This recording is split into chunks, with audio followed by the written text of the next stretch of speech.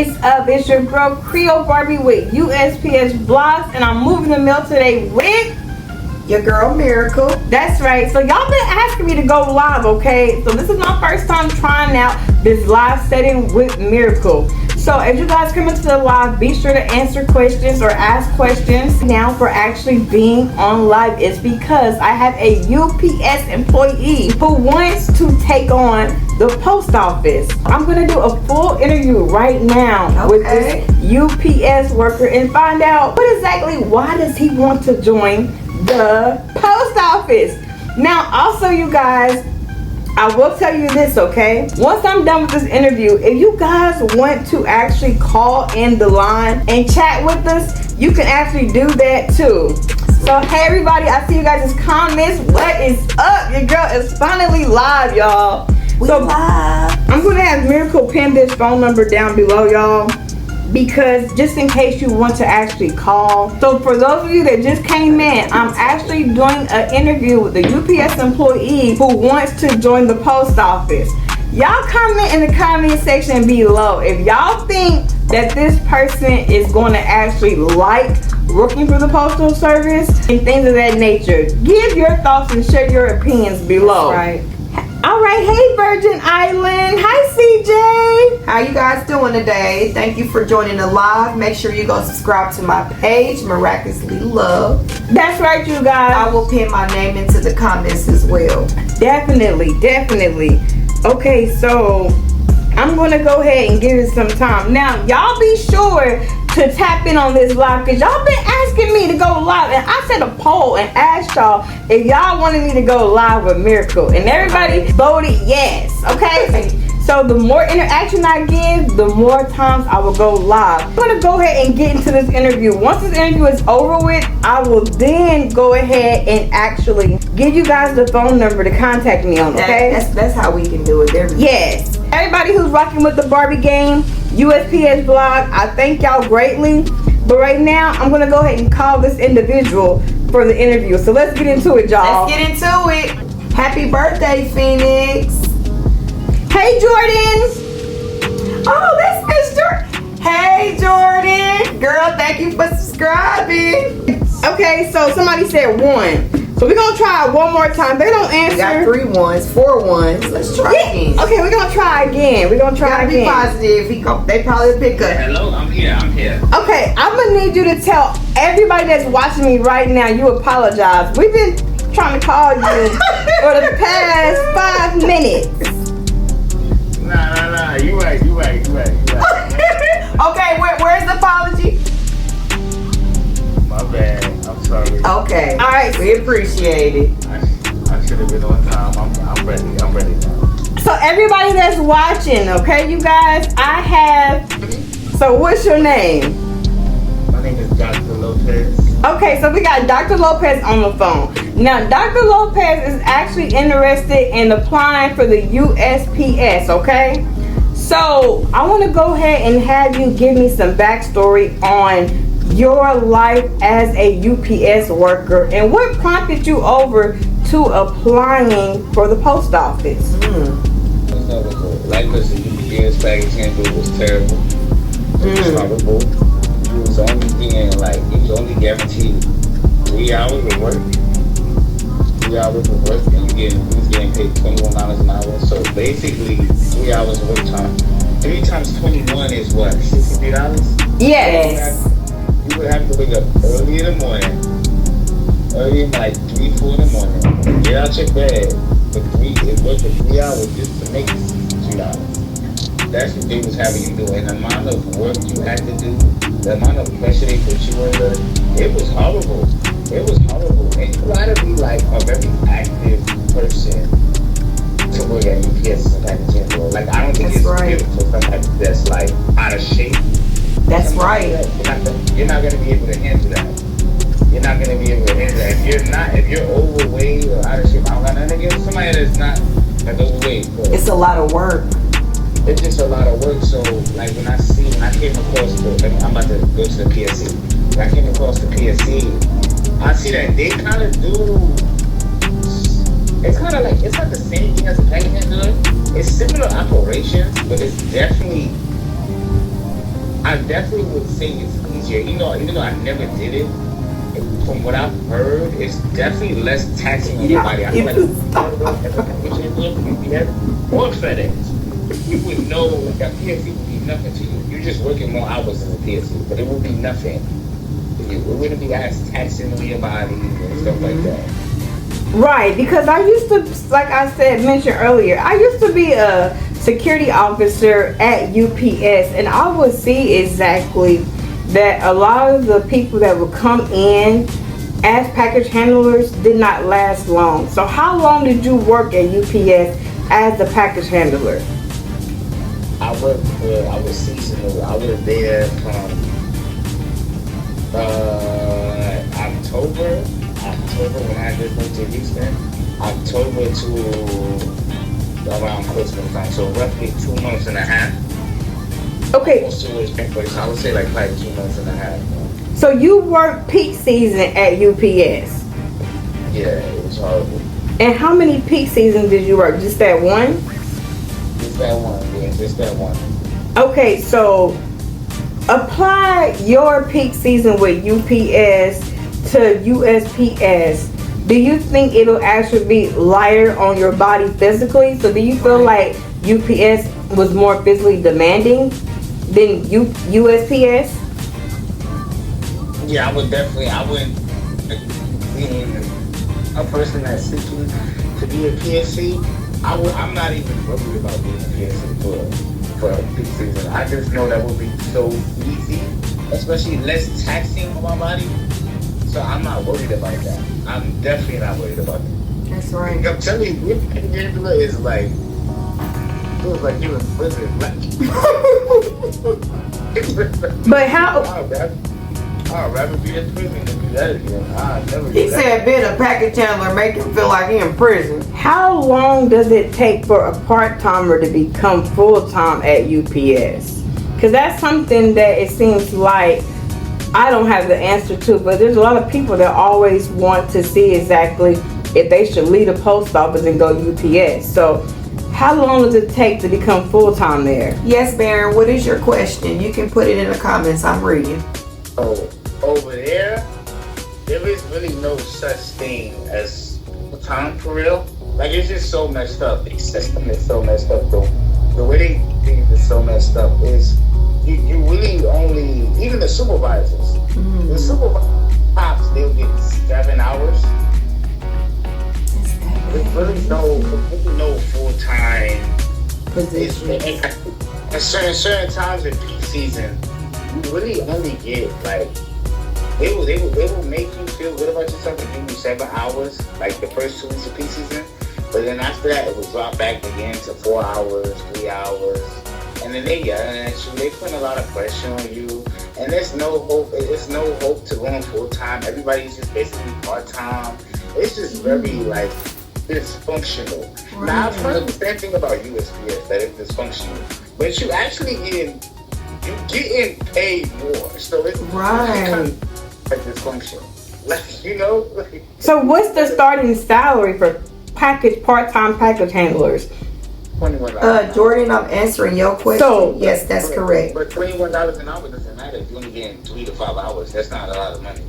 So $21 an hour is the starting salary. Now, how often are UPS employees getting raises? He got me cracking up. Once a year. And you have to, for you to really move forward with UPS, you kind of have to kiss ass to management. All management is assholes. Yeah. See, they're comparing it back to USPS. We complain a lot too about management. Management with USPS, I would assume, is assholes as well, but you're getting, for most PSTs, I've heard they get their hours. Most 80% of the people that I've heard about get their hours. Okay. It's weird that I hear somebody that they don't get their hours. They just get like 24 hours a week. I rarely hear that. I don't know if you know more about that, but I rarely hear that they don't get their hours. So it's worth it then. If you're getting your hours, you can deal with asshole management. You can deal with all the nonsense. How is the benefits? How is the health insurance? Are you guys offered 401k as part-timers? Are you guys offered tuition reimbursement? What are the benefits with joining the UPS? As far as the 401k, I don't believe I know for sure because I kind of forgot. But you definitely get health insurance and tuition reimbursement for sure. You Now, definitely do get. how much is the health insurance? Right. That I don't know. I don't know. I do know you get health insurance. I was told by the supervisors when I first started that the health insurance is really good. I never went into details with it, but it was telling me that it was really good. And UPS is now a part of it. They have a union now. Before they didn't. So UPS been had a union since like the beginning of time. UPS actually has a union, which is Teamsters. So, Right. have you ever dealt with Teamsters? How is Teamsters representing the UPS workers? Are they on top of grievances? Thank Do you, you Barry. see individuals getting terminated quickly with Teamsters? What is the process like with the union? Well, me as a seasonal worker, I wasn't. You don't really get to Oh, be a he's part of the seasonal. union. You don't get much. But I knew people that was permanent part-time workers, and they was a part of the union. Mm-hmm. They told me like, say you get into an argument your first hour at the job with a manager or a supervisor. You can legit because there's always a union rep there at this. You would go to the union rep and say, all right, me and this person got into an argument, they sending me home. I don't want to go home, I want to work the rest of my hours. They would have to keep you there and you work the rest of your hours. They would just put you on a different section of the warehouse. Like, they wouldn't have you under that manager. They'll put you at a different section of the warehouse. So you get thrown around. So, Yeah, everybody gets thrown around. It's kind of like Nobody's permanent. It's kind of like these slaves or something. Like, so basically, you're just hired in as a part-timer, and that's what I'm asking, okay? The process. Individuals are staying part-time for a long, extended amount of time. So are these people okay with being part-time, or are these people finding other things? Or these people already have full-time jobs? What is the environment of individuals already working in those positions? most people don't like it. They don't like being part-time, but most people have other jobs as well. Okay, so that's how they're surviving. Yeah, they don't like being part-time. And a lot of people there just came out of prison. Like they hire people that just came home.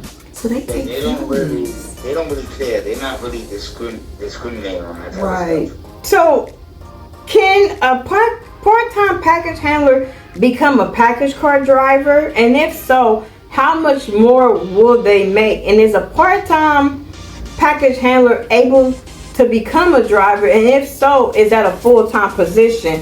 Or are these package car drivers part-time positions? As far as the people that deliver your packages, right?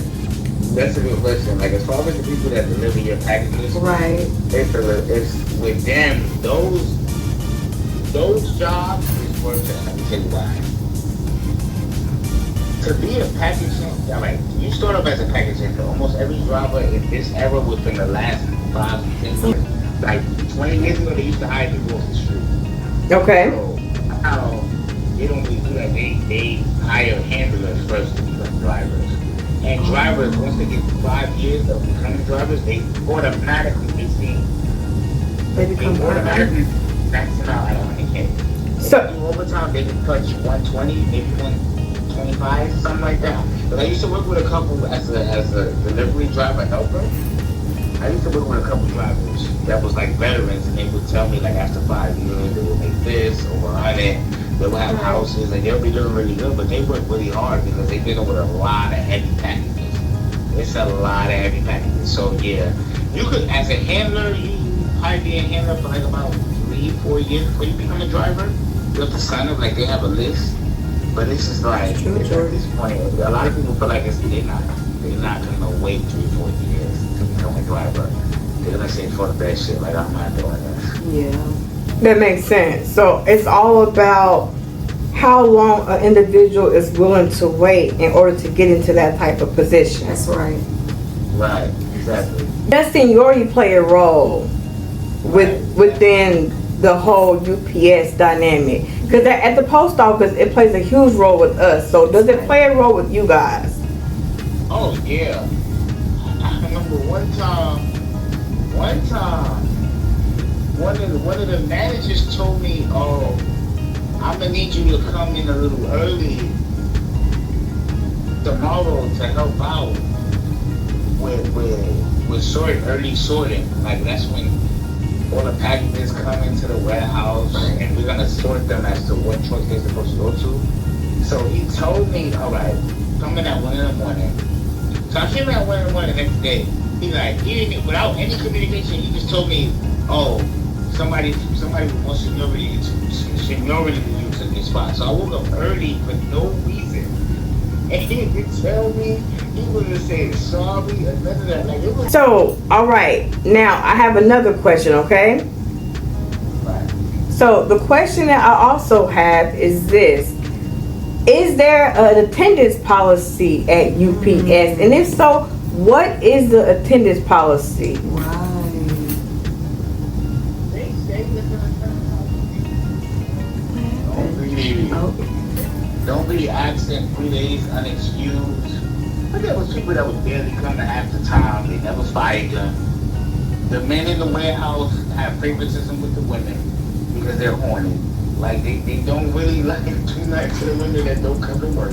Like it's really like I never knew a warehouse was like that. Like it's real like very much the men have it hard, the women have it easy. So they don't it's more hard on the men that just choose not to come to work than the women. The women get to, especially if the woman is beautiful, she can do what you want. So She can do what you want. So you're gonna admit that they actually have workplace favoritism? Oh yeah, she's maybe horny. She's maybe married, horny, like they 50-year-old girls are speaking to like 20-year-old girls. Like it's crazy in there. Like so how is the environment? Is there a lot of individuals that are dating and hooking up with other individuals? What are the limits? What are the lines that are being drawn and lines that aren't being drawn? What are the boundaries that are crossing within that type of warehouse? But you said you asking me what are the boundaries that the men cross with the women? Yeah, and vice versa. I feel like the women. Oh yeah. First of all, you hear about first of all. At my first week there, my coworker, because I just moved to Houston, he was telling me like, yo, I mean, if the biggest mistake, and this is my advice to any female at the South Korea, you create a package handler, can I first?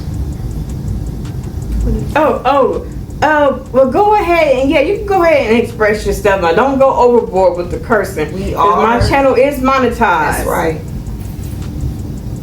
I would say, don't get with none of the men that work there. Because as soon as you do, you're going to be the talk of the town. Well, that's anyone. You're going to tell everybody.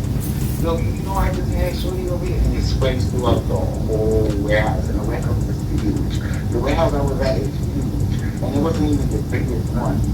So you have to be very careful as a woman what you decide to do. As far as boundaries, these grown men that's married, they cross boundaries with these young girls all the time. I think they don't love their wives. Like I think that's really good. It got to be so. It got to be so. So, what position did you apply for the USPS? Oh, that's a good question. Sales and services distribution. Oh. That's what it said. Whatever that means. Now, how do you feel like what you took from UPS will actually benefit you at USPS? Right. You said, what do I feel like I got from my last job that's going to work with this one? Yes. Organizing, being on time, working hard.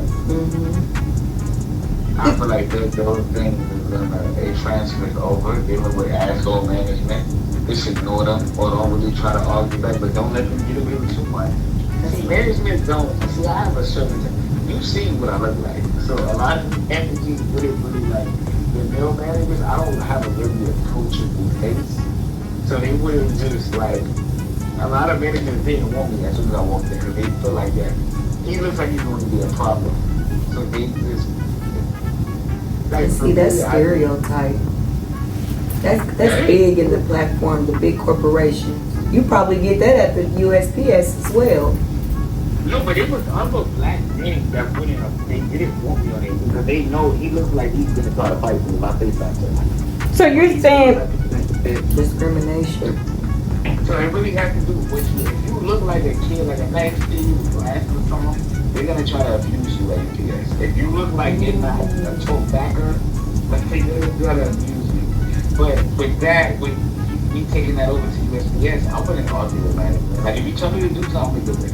As long as it's not like, if I feel like they're abusing me, I'm definitely gonna do like a file of EEO or something. I've been doing my research, so I thought a little bit like, I was going to do it. You know what I'm saying? so. What Answer the question. do you think? Where do you think the postal service can take you? What are your goals within approaching the postal service as a SSDA? Because there's going to be times where you're going to be working behind the scenes. Now, within the APW, they're actually negotiating the contract that are bringing everyone in as an all-career workforce. So what if you're one of the lucky ones that come in career? How are you going to be able to approach the situation? That's right. I would, that's a good question. Because see now, She made me think. because as a PSC, you're at the back of the house. But once you become career, there's chances that you can become window trained, That's and you're right. gonna have to deal with irate customers and different type of people. So how are you going to be able to adapt to that? I feel like I'm gonna have to talk like that everything because being where I'm from New York, so we deal with all type of irate people with regular. Some people with all types of attitude in New York. I don't know if you ever been to New York, but people from New York have all different types of personality. That's right. So that wouldn't be a problem. You're adapting to deal with different people like that just wouldn't be a problem at all. I just know how to deal with it. Dr. Lopez. Dr. Lopez, this is Miracle. I want to ask you something. Okay, so remember how you were explaining to Creole Barbie that, you know, they had all this bad sexual content going on at the job and all of this misbehaving. But, I mean, anywhere you go, you're going to see that. We even experience it too, but, I mean, is that going to be a problem? Is that going to interfere with your job title? Is that gonna, like, if you're making enough money and you're comfortable, is that gonna make you want to quit the position, you know, that you get into that could potentially make you career? No, that has nothing to do with me. You can get with who you want to get with. I'm not into that's like that. Even with UPS, I look at getting involved now. But like, Right, because anywhere you go, you're gonna deal with that craziness, and I'm just gonna say it for moving forward, but. I feel like it depends on the individual who's taking on the position, who's willing to say, okay, this is life, this is how things go. Can I manage? Do I like this environment? Do I like management? Because I'm going to tell you right now, management jacked up everywhere. We just going to say it. I agree. Yes, for sure, for sure. Same station? Yes, same station. We're at the plant. Okay, so I'm gonna hand it back over to Creole. I just wanted to know like what you felt about that, because I'm gonna always tell somebody, don't ever let anything mess up your bag, especially if it's taking care of you. Now, Dr. Lopez, I will tell you this because honestly, an individual in my chat just made a good point, and she is correct on this. Now, when you start off as a PSC at the station, there's a possibility once you become career they will send you over to the plant, and the reason is because a lot of times it's limited space within the stations. That's right. So if they have a lot of people converting, typically they go ahead and send them to the plant where they can go ahead and hold actual job bid. So if you were to convert and transition from the station to the plant, Right. would that be something that you are willing to do? Because you got to be 100% committed. So you said would I be willing to go from the station to the plant? Yeah, because there's a possibility when you do come in. This is what I was about to ask you. What's her name with the white t-shirt? Miracle? Miracle. Alright, when she was saying something about the plant, I was gonna ask her like, a plant is technically what, a warehouse? That's what I mean? Yes, the Correct. plant is a warehouse. Alright, so So I do that. Yeah, I can do that. But I don't really know how if you apply to PSC, sales and service distribution associate, is there a possibility they can put you at a plant? Or That's correct. I don't know how Which, that works. especially being a PSC, they can put you anywhere. They can send you to a station tomorrow. And you can't say no. So typically, when you apply, you will go to your location. Lo and behold, there's times where sometimes they might send you over to a different location for whatever reason. That's right. But typically, whatever you apply for is where you go. However, once you become career is a different ball game, meaning that now you actually have to go and hold a bid, a work assignment. That's right. Well, at the plant, the work assignments are limited. They typically only have 2 or 3 people in the back, 2 up front as window clerks. That's right. So when a lot of times individuals convert, they might convert at the station, but they still have to go to the plant. That's right. One way they can go back to the station is if they see these station bids on the job bids. That's right. But once you become career, if you don't bid for it, you don't get it, you don't go until you bid for it. That's right. She's spitting some gems right now. So I'm telling you the possibilities that before you even get involved, if leaving the station to go to a plant once you become career will be something that you would want to do. So I asked this simple question. Would it be an issue if you were to convert at the station, but you're forced to now go to the plant? Absolutely not. Okay. Absolutely not. That'd be light work compared to what I was doing. That wouldn't be nothing. It would be nothing. Especially what you making, You like because really UPS don't deal with make heavy as much as packages? us. So typically as a clerk doesn't typically deal with heavy packages, all right? Clerk is more so on the processing side. That's right. If we do have any large packages, it comes out of a machine which inserts itself into boxes or bags. That's now you right. have to pick up these, but they're typically smaller parcels. I never see anything too huge going down the ABS machines. So on the clerk side is lighter work. However, with anything that is redundant, it becomes repetitive and it becomes a physical issue on your body. So meaning, even though I don't do much with lifting heavy things, one thing I developed with working in the plant from letter automation is carpal tunnel. So I have carpal tunnel in my hands because of all the repetition. And another thing is a sciatic nerve damage from all the bending. So it's certain things that may adapt to your body over time. This is why I preach about proper shoes and feet wear and things like that. That's right. How to maintain yourself when working on concrete, because you're working on solid concrete for 8 to 10 hours a day. And that's why sometimes when some of them 11 get tired, they backs be hours. messed up and everything, and it'd be bad. Yes. What shoes was they making y'all wear? So I found my own really- shoes. Yeah. You just have to wear, you're supposed to wear closed-toe leather. They say that, but I say get what is comfortable to you. Right. Because those are not comfortable to everybody. Like for instance, I wear Skechers with the memory foam in them. Okay. Good foot support.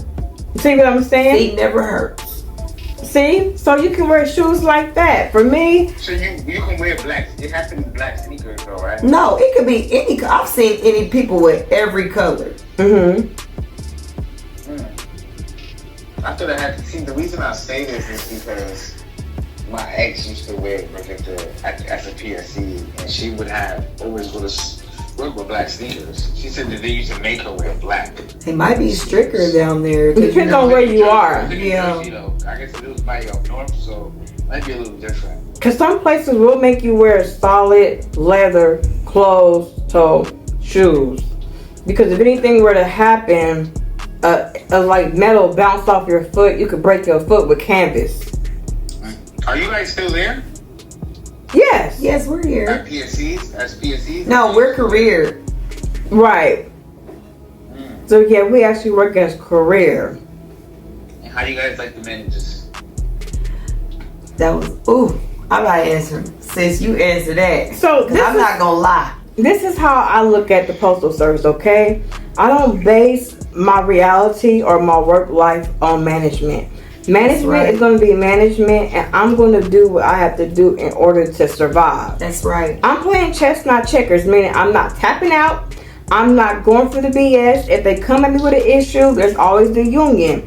I learn my rights. I know what to do and what not to do. I know how to file certain grievances pertaining to certain situations. I have to escalate it. I know how to do that.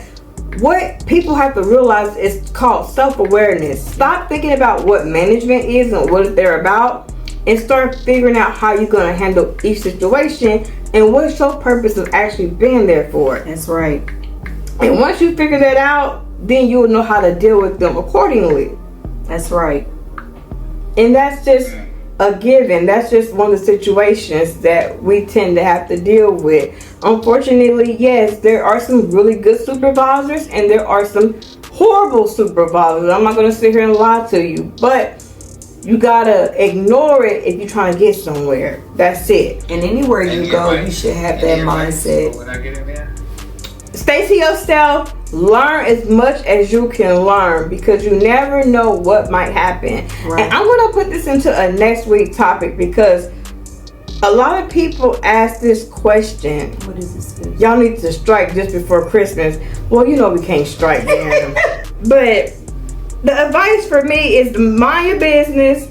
Learn as much as you can learn. Also, the reason why I say this is because in case any unit becomes abolished or job becomes abolished, You know what you're doing. you know what you're doing. You can go anywhere within the clerk craft. It's so diverse. Yep. And that's what makes the clerk craft great. That's what I like about it. This is why I chose to become a clerk. Because if I get tired of the plant, I'm not going to go to the station. If I get tired of automation, I can go to FSM, I can go to ABS, I can go to Express, I can go to Spubs, I can go to ATIS. There's not pouching. There's not one unit I don't know about within the post office. Correct. So that's why it's good to always give yourself some kind of knowledge when working there.